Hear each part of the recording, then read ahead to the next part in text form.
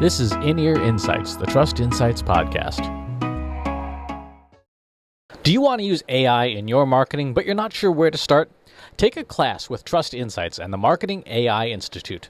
The AI Academy offers more than 25 classes and certification courses to start you on your AI journey, including our Intelligent Attribution Modeling for Marketers certification. One membership gets you access to all 25 classes.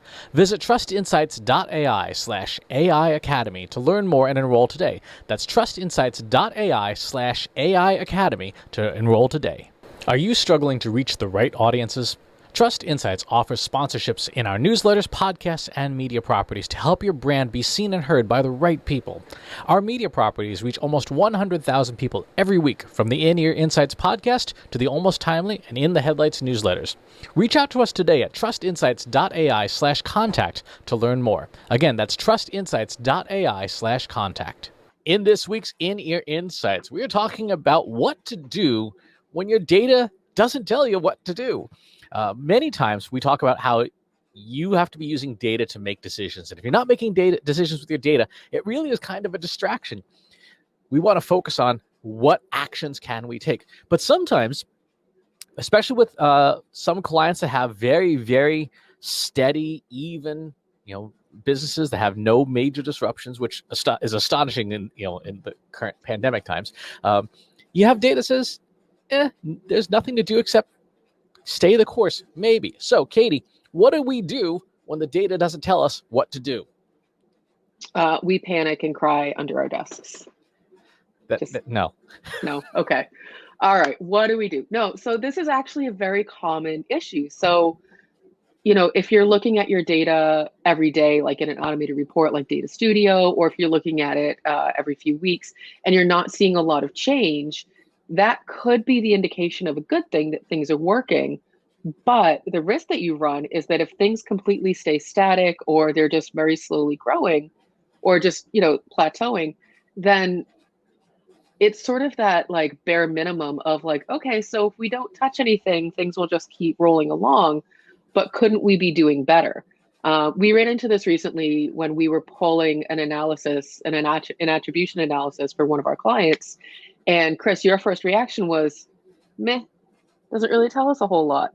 And what we ended up doing in that instance was we really, for lack of a better term, we stepped outside of the box of the way that we usually look at these analyses. And we thought, what are some of the questions that we can start to ask? So instead of saying, this is what the data says and this is the action, we took a different tact and said, let's just start asking questions of, is this the best thing to be doing? Is this the way you want your data to be looking? Are these the results you're hoping to get? And so instead of just like throwing our hands up and saying, well, this isn't useful, we really tried to think about it from a different perspective of just questioning everything. What do you think, Chris? I mean, you've been doing data longer than I've been doing data. What do you do when you run into this? It depends on whether it's a strategic or mathematical problem. In the math side of things, one of the things that happens, like when you run, say, a simple correlation and you get something that doesn't really provide any illumination, one of the first questions you have to ask is there some piece of data that's missing, right? Is there some metric or variable that isn't accounted for that you then have to say, okay, if we had this, then we might get some kind of relationship because we know we're trying to find something. We know there's a there. The question is do we have the appropriate type of data to make that analysis? And there actually are statistical tests you can run on data, specifically time series data, to say, okay, these are the things that could hint at a problem. There's techniques like principal component analysis, factor analysis, certain types of regression analysis can hint at, you might not have all of the ingredients that you're trying to find. But I think for most marketers, it is the strategic problem more than anything, the one that you alluded to, which is if things are just kind of plugging along, what's missing? Why aren't things, the typical growth hacker created? Why aren't things just going up and to the right? Are there channels you're not considering? Are there tactics you haven't used? Are there audiences you haven't reached? And so it's a question of what is omitted from the analysis. When we do an attribution analysis, for example, there are things that in digital marketing are omitted, right? You cannot see things that you don't have information for. If you're looking at Google Analytics, for example, one of the channels that shows up all the time is called direct, which is a misnomer. It should say unknown because Google has literally no idea what to do with that data and just calls it direct. And sometimes, depending on your website and your Google Analytics configuration, that can be 20, 30, 50, 60% of your data. When 60% of your data is unknown, you kind of have a problem. And so the question then is, what do we do? How do we unpack that box? Because there may be things in there that could drastically change our analysis. Maybe email isn't holding steady, right? Maybe email is actually going up, but because you didn't use UTM tags in your emails, for example, you are missing a whole bunch of traffic. We had that problem with a client where email was showing up for like 2% of their attribution analysis, and they're like, oh, we don't actually put UTM tags in our emails. Like, great. Why don't we try fixing that for a month? And then the next month we ran the same report. Oh, look, 70% of our conversions are from email. It turns out the data was missing. So when we're talking about, is the data, is the data not tell us what to do? We've got to make sure we've got all the data. Well, and it's interesting because you're focusing a lot on the quantitative side of the data, which is often what we look at. So we look at our KPIs, our goals, did we get the traffic? Did people convert? The other side of it is you can't know the full story without the qualitative side of it. Why did that happen? Why did you make that decision? Why are you doing things this way? And so really digging into that behavioral side of the data, asking your customers, talking with the rest of your team, why are we doing it this way? Asking your C-suite, why are these the goals? Just really digging in. So if your data is just flat, if your data is just like rolling along, there's no peaks, there's no valleys, you may say, oh, this is a great thing.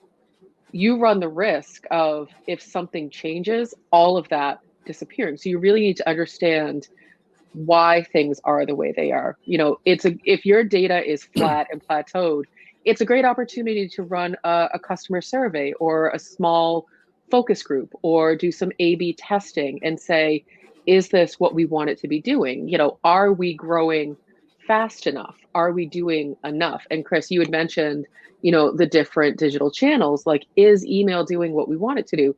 Yes, it's bringing in traffic, but is it bringing in the right traffic?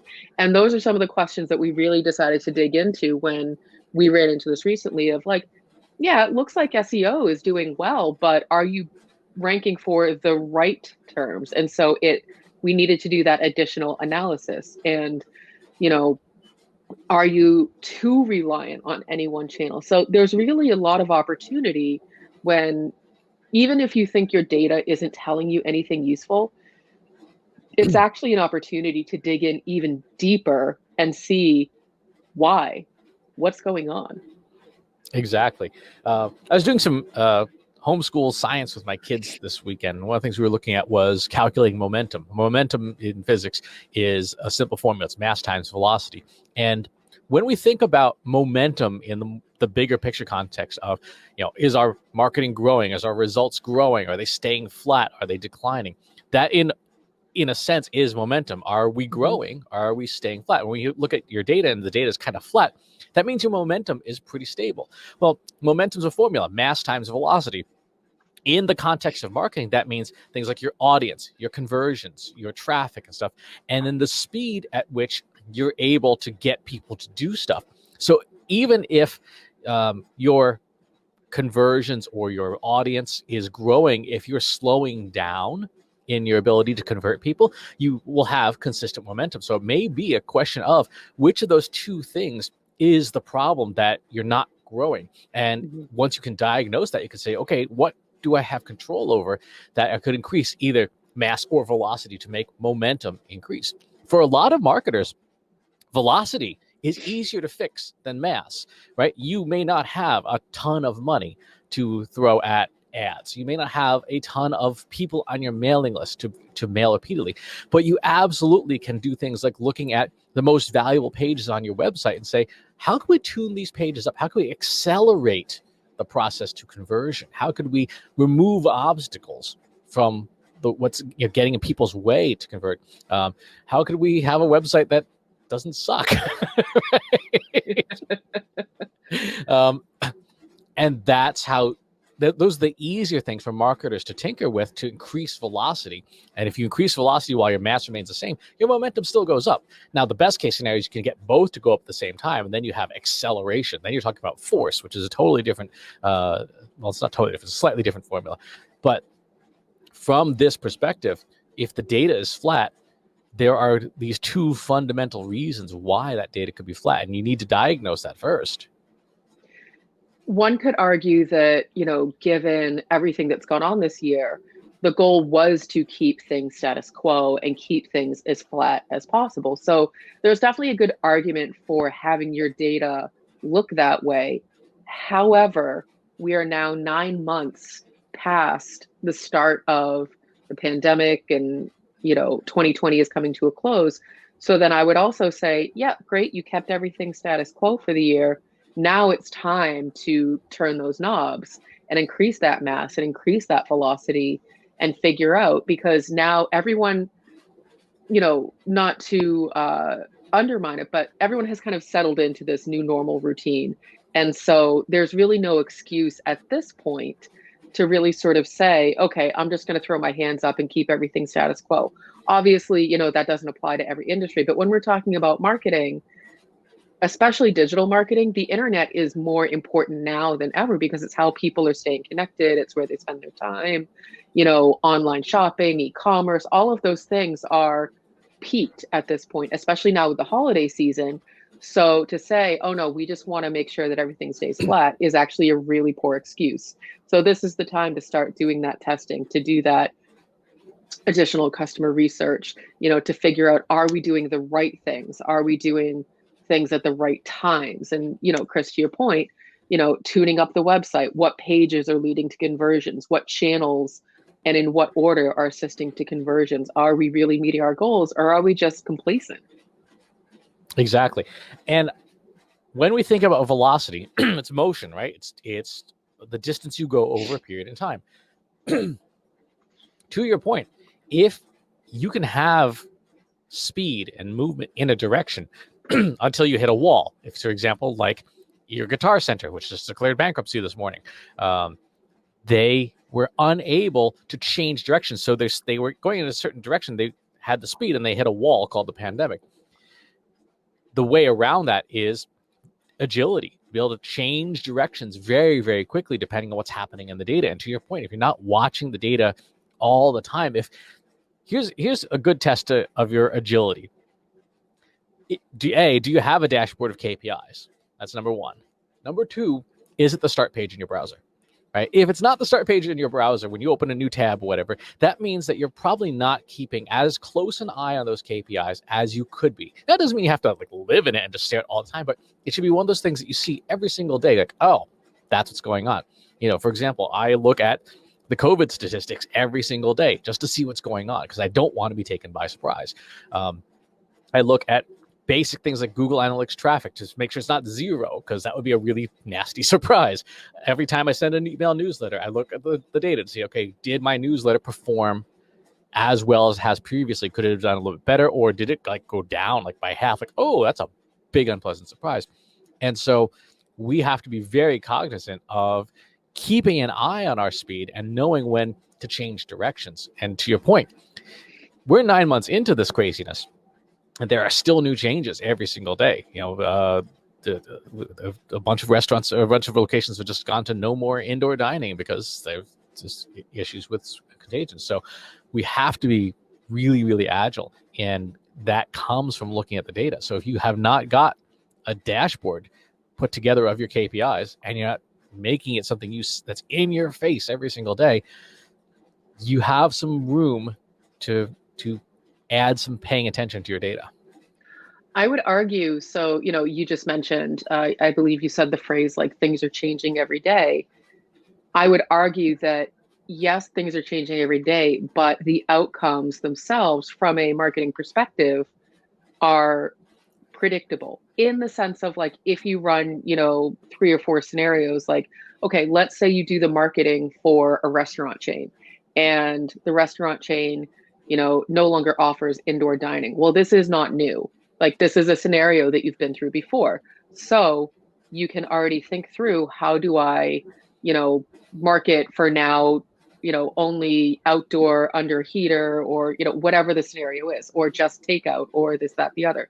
And so, with all of this time that we've had to see all of the different changes in the industries, obviously we can't plan for every single scenario, but the basics.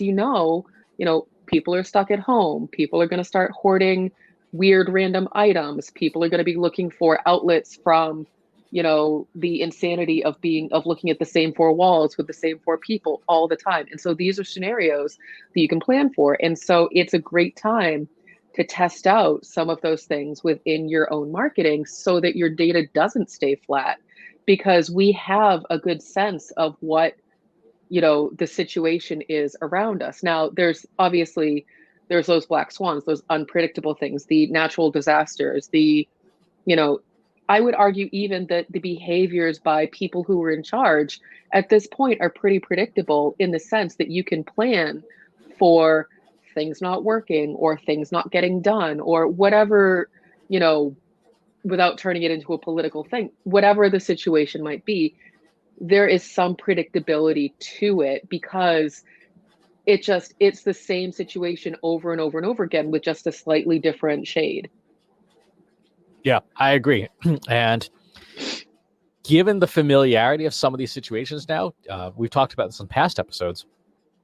This is an opportunity to look at what you did, say, in March or April, and go, well, what could we have done better? Right? We panicked, we scrambled, we got through it, maybe. But what didn't we do? Like, if only we had done that. I wish we could have done that. And again, this is where it pays to go back and look at your data from that period and say, okay, we had a 40% decline in traffic or whatever. What did we do to pull out of that? And what could we have done faster? What's on the list of, if only I had known at that time? Well, now, to your point, we do know. So it's an opportunity to bring that stuff back, that playbook back, and say, okay, what was on our wish list that now we know pretty much what's going to happen? That's a really good point. I don't know that enough companies or enough marketers are going back to that specific point in time to say, what decisions did we make and what could we have done differently? I know that a lot are looking at, what goals did we set for the year, and did we reach them, did we not? But you really have to factor in that specific point in time, and how much did we panic? How unprepared were we? What decisions did we make? Why did we make those decisions versus different things? Because clearly we're not out of the thick of it yet. And therefore it's an opportunity to continue to do better and get out of that plateau that you might be in with your data. Yep. So to summarize, if your data doesn't help you make decisions, it's probably because something is missing, either mathematically or strategically. To figure that out, use the basic formula for momentum, mass times velocity. What stuff do you have? Budget, resources, people, etc. And how quickly can you get your audience to move, to change directions, to move with you? If you are stuck, it means one of those two things is probably not working. Figure out which one's not working and start making changes as quickly as you can to get your momentum back on track and start getting your data moving in the right direction. If you got questions about this or anything else that we've talked about on today's show, hop on over to our free Slack group at Analytics for Marketers, trustinsights.ai/analytics for marketers, where you can chat with up to 1,400 other digital marketers every day about all your analytics and data questions. And as always, if you haven't done this already, please go over to trustinsights.ai/TI podcast and subscribe to the show wherever it is you're listening to it. And we'll talk to you soon. Take care. Want help solving your company's data, analytics, and digital marketing problems? Visit trustinsights.ai today and let us know how we can help you.